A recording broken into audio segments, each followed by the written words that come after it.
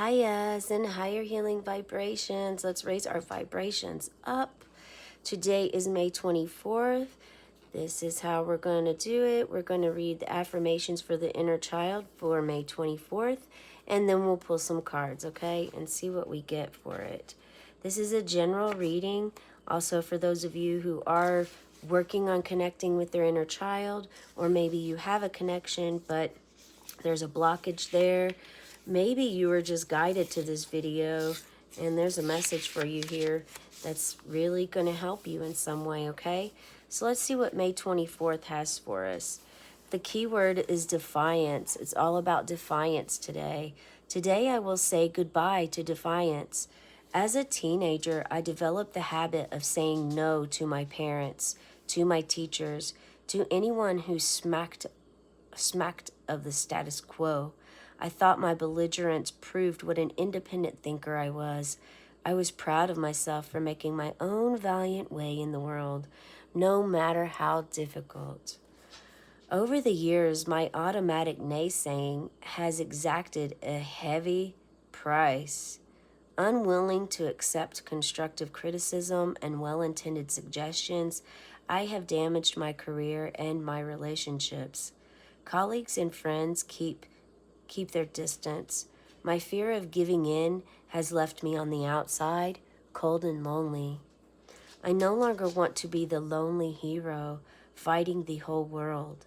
Today I will invite others to share their ideas and desires with me.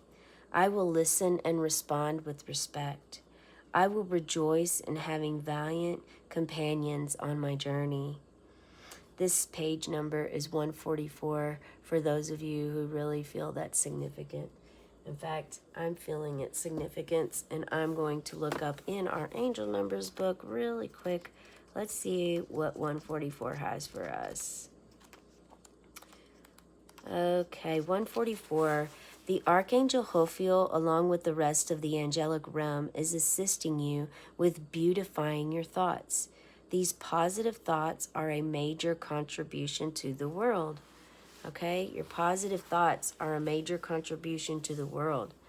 And this works both ways. So remember, if you're thinking negative thoughts, that's also contributing to the world. So it's important that your thoughts are positive. This is another way of looking at what we just read for the number 144. Are you defiant? Do you feel like this fits you? Did anything trigger you, or did it resonate? Were there tears? Was there a laughing? That just whatever there is, maybe your body felt hot suddenly or freezing cold suddenly. Perhaps you had a sensation and you weren't sure what it was. You may have felt dizziness or lightheadedness. Maybe your ears started burning. Pay attention to whatever feelings you're feeling in your body. Have some awareness of your body at this time, okay? But this is about not defying, not being belligerent, and not having to prove to the world or yourself that you can make it on your own. Be able to take constructive criticism and be able to speak up for yourself authentically whenever the criticism isn't constructive, but, not kind. There's always that. Yeah, you don't want to fight the whole world. The world isn't, there are two ways that we live in our life. And I say this part often, the two ways that we live are either out of fear or love. Those are the two options we live. Now there's a mindset that comes with this. And the mindset that you either have is one, or A, the world is out to get me, or B, or two, the world is on my side. The world is helping me. The world wants to lift me up. So if you're stuck in this defiance, you could be stuck in that mentality. And that comes from the book. And that book really helped me in my earlier years when I was still in the territory of blaming my parents for my life, and I was angry. I had a lot of anger going toward them. And even though I still knew that they did the best they could with what they had, and parenting doesn't come with a manual or a guidebook by any means, I still had a lot of anger and was upset at them instead of taking ownership. And I was well in my 20s at this time, you guys, maybe late 20s. And so I got this book, and it wasn't this book, it was a different book, but in that book helped me change my perspective. Seeing, was I always seeing others out to get me, or was I seeing others as there to help? So start to, if this resonates for you, try to start thinking of more of like others are out to help you. Okay? That's one thing that I wanted to share with you. Let's go. These animals are going crazy. I mean, I don't know what's up. Let's see what else can help you on defiance. What do you have for Spirit on how to heal the defiance? The knife. All right, cut some cords. You may want to also check out the angel card of the day. And if it's your birthday, you're definitely going to want to watch the birthday reading as well. The knife. Okay, so the knife, for a gardener, the knife is essential. You use the knife in a garden to cut things, to dig things, to have clean roots. But we also know knives can be double-edged, right? They can help you, they can also hurt you. So they can protect you, but they can also cause you pain. That's duality, all right? So what is it that is within you? It's time to put yourself in someone else's shoes and cut the cords with something, whether this is an old part of yourself or toxic cords with your family.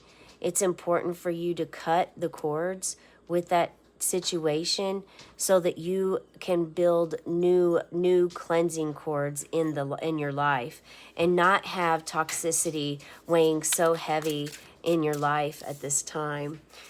That is a clear message for someone here. And maybe you are gardening, and gardening is a wonderful avenue to start that connects you to Mother Earth, and it also helps release any kind of defiance that you have. Mother Earth will help you always try to find unconditional love in your heart and compassion in your heart for yourself, for you. And it starts there. If you've never been hugged or loved or nurtured as a child growing up, and you don't even know what that feels like, allow the Divine Mother in to your heart space, because she is there. She is waiting to be welcomed into your heart to help you. And I don't know how else to say that. Like you do have to allow her to come to you. I mean, and this could be simple as you going outside, hugging a tree, standing barefooted in the grass with your eyes closed and just listening to the birds around you, watching and being aware of your surroundings. Did a squirrel go by and all of a sudden it stopped and looked and stared at you? Was it watching you intently? Was there a message there? Did a butterfly come and just look straight at you, or perhaps land on your hand and stay there for a while? Is there a bird that keeps hanging out by your home, a blue jay or something, and just keeps crying or keeps calling, doing the bird call? Maybe you have a mourning dove out there that sounds like an owl, and it's just wanting you to come. That's all you have to do, is to start tapping in to your inner child. And if you're trying to reach your inner child and you are struggling, please continue. They want you to continue, because practice is you're going to really release that blockage. And if you continue to ask your inner child, what does your inner child need? What do you want at this time? Your inner child is going to start answering you. Okay, you're going to get your answers, and there's going to be help for you. This is all avenues of help too, by the way. 10 of Wands, absolute stunning. Look at this. And I believe these are gladiolas. Gladiolas get very heavy. This is a passionate heaviness that's coming to an end for you. You're not going to be stuck in this energy much longer. It's all going to be cleared and taken away. Yeah. But it could feel, it makes you feel heavy. I mean, the burden and the responsibility and the pressure that you feel from having this defiance within your heart and soul. I mean, you literally know that you're pushing others away. And whether this was something that you were raised to do, you know, you can't count on anyone else. You got to do it all yourself. Or, you know, be it people are this or people are that. You know, these are all things that are blocking you. So it's important to cut cords. And also, being the year of the serpent, the snake, it's time to embrace your feminine energy, whether you're a male or female. Spirit has no gender. So just start to shed that skin like a serpent does. A serpent sheds their skin, and that is them letting go of what isn't serving them anymore. The skin has served its purpose, and now it's time to let it go so the snake can gain new skin. And this is exactly what you're meant to do right now, to release this energy. Now, please keep in mind, if you do a cord cutting ceremony, this is more than likely going to bring back up these feelings. But each time you do this, or this person may try to get back into your life, just know that each time how you feel and how differently you feel.